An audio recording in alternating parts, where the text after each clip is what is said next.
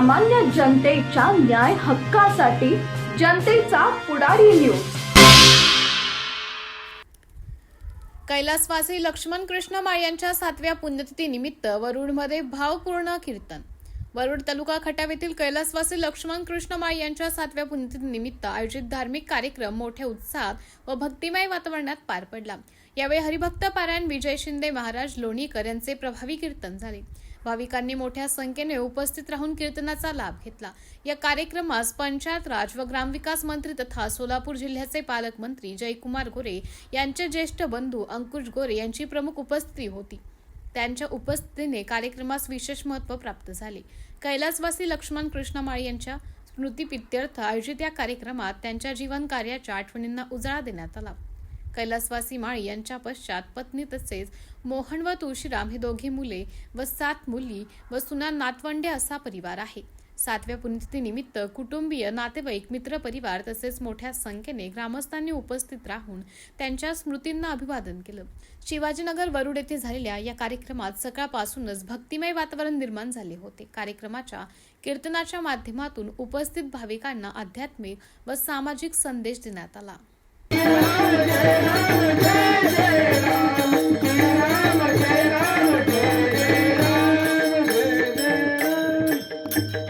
धन्यवाद। मंत्री, पंचायत राज, ग्रामपंचायत राज मंत्री आदरणीय जयकुमार गोरे भाऊ आणि आपल्या औंध गटाचे ज्येष्ठ नेते आमचे मार्गदर्शक आदरणीय अंकुश भाऊ गोरे भाऊ आलेले आहेत। अंकुश भाऊंना विनंती करतो, आमच्या मोहनांना, तुळशीराम असेल या दोघं बंधूंचे वडिलांचं छत्र हरपलेलं गेले 7 वर्ष, परंतु हे कुटुंब त्यांचे पै पाहुणी सगळे एकत्रित येतात आणि 7 वर्षापासून हे पुण्यतिथी साजरी करतात। खरं तर तुम्ही आल्यानं त्याला आणखीन एक बारदास्तपणा आलेला आहे आणि तुमचं मार्गदर्शन, श्रद्धांजली पण 2 शब्द आम्हाला ऐकायला मिळावेत अशी मी विनंती करतो। रामकृष्ण। श्रावणातला मंगळवार आणि आपल्या गावचे सुपुत्र मोहन माळी आणि तुळशीराम माळी यांचे वडील कैलासवासी लक्ष्मण माळी यांचा 7वा पुण्यतिथीचा दिन। त्या पुण्यतिथीच्या निमित्तानं त्यांची सर्व मुलं, नातेवाईक, मुली असतील, सुना असतील, त्यांची नातवंड असतील, त्या सर्व अतिशय त्यांच्या मनात त्यांच्याबद्दलच्या अतिशय दुःखद भावना असतील, पण श्रद्धेपोटी आज आपण त्या पुण्यतिथीचा कार्यक्रम आपण आज साजरा केला।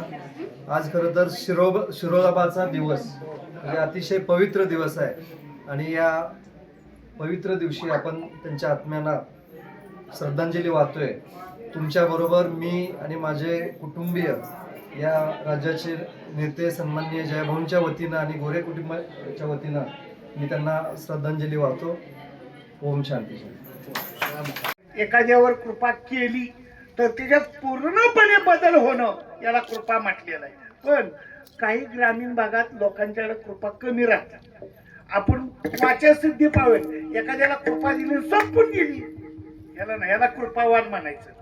पण माझ्या ज्ञानोबऱ्यांच्याकडे असं गोडावून भरलेलं आहे कृपेचं, अख्ख्या जगाला मी मोठ्या धाडसानं सांगतो, लालासाहेब पाटील, जगद्गुरु तुकोबारायांनी जर ठरवलं असतं ना वैकुंठाला जाताना विमानात सगळं त्रिभुवन घेऊन जायचं, तरी नेलं असतं। लोक उगाच शंका घेतील, गेलेच असतील का, त्यावेळेस होतं काही मान। अरे तुला काय करायचंय? आता फवारणीला काही शेतात मारायचं असलं तरी विमानानं मारताय, आहे का नाही? फवारणी बघा की तुम्ही, कुणीकडे चाललंय जग आता। हे शोध कुठं लावलेत? हे शोध लावण्यासाठी माझ्या संतांचाच मागोवा घेतलाय, ज्ञानेश्वरीचा आधार घेतलेला आहे। मी पुरावा देईन तुम्हाला कधीतरी, आणि पुरावा जर तुम्हाला मान्य नसतील तर तुम्हाला पुरावा का? ज्ञानेश्वरीचा पुरावा पाहिजे का सांगतोय? ऐका, मोठ्या धाडसानं सांगतोय, माझ्या ज्ञानोबऱ्याने अनेक गोष्टींचा शोध लावला, म्हणून ज्ञानोबऱ्यानं तुकोबऱ्या म्हणतात तुम्ही कृपावन नाही तर तुम्ही कृपावंत आहात। माझी एक इच्छा आहे, माझं एक म्हणणं आहे। काय म्हणणं आहे? अभंगाचं 2रं चरण, मटे ते कर माझे, हो मटे ते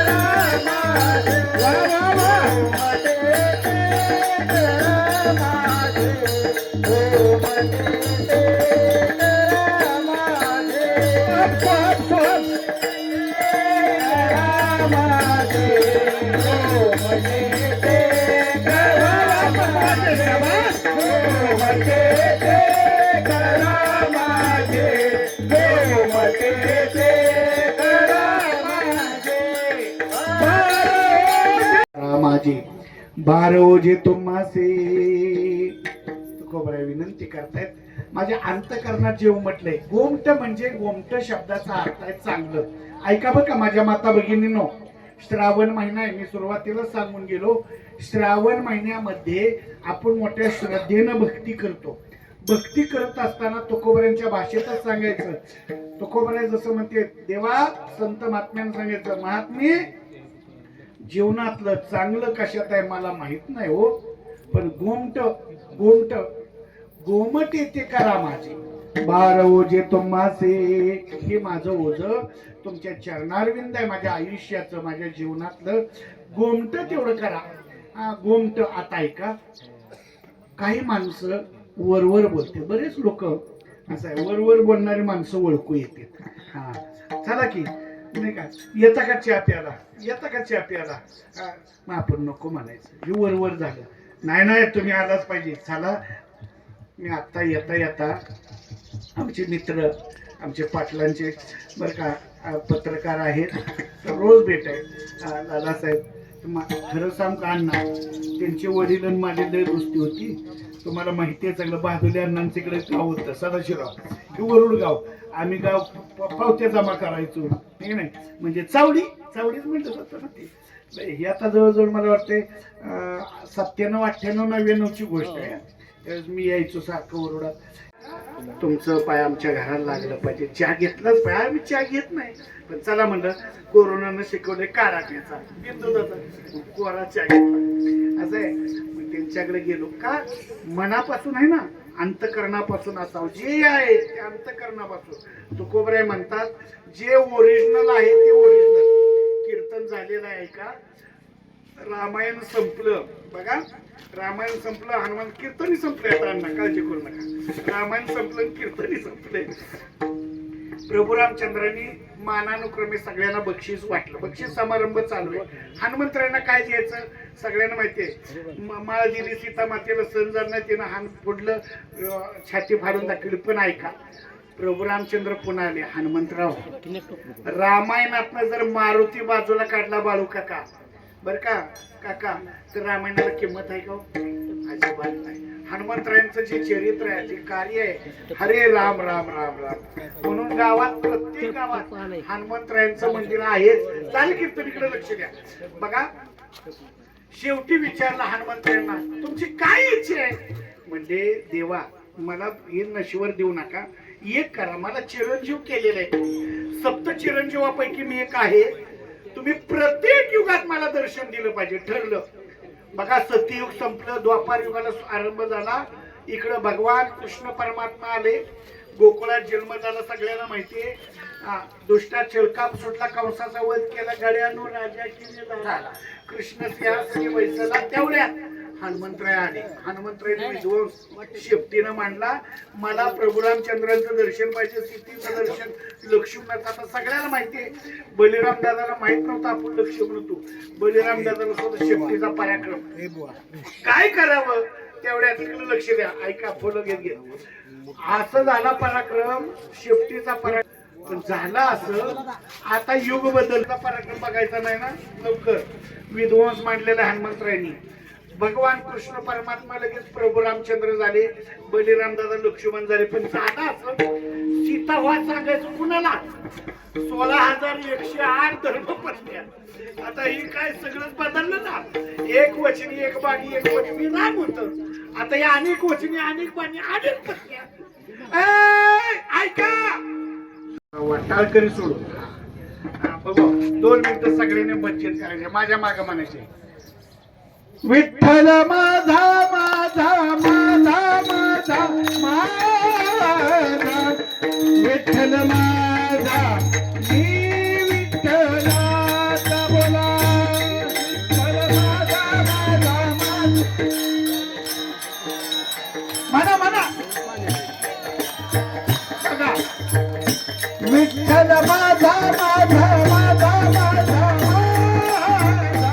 विठ्ठल माझा मी विठ्ठलाचा बोला विठ्ठल तुम्ही घ्या खाली हात खाली घ्या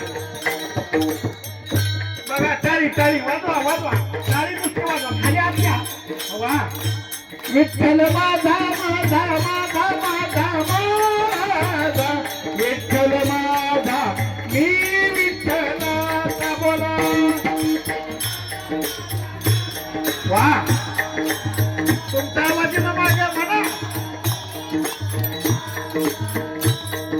विठ्ठल माझा सामाजिक सांस्कृतिक कृषी शैक्षणिक क्षेत्राबरोबरच खास राजकीय क्षेत्रातील रोजच्या नवनवीन घडामोडी पाहण्यासाठी जनतेचा पुढारी न्यूज लाईक करा, शेअर करा, सबस्क्राईब करा.